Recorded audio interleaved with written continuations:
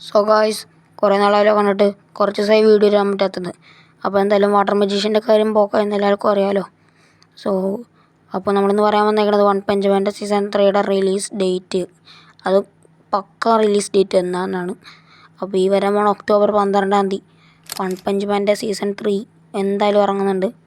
അത് ഇറങ്ങിയില്ലെങ്കിൽ ഞാൻ ഈ ചാനൽ നിർത്തിപ്പോവും. ഈ ഒക്ടോബർ 12 എന്തായാലും ഷെഡ്യൂളാണ്.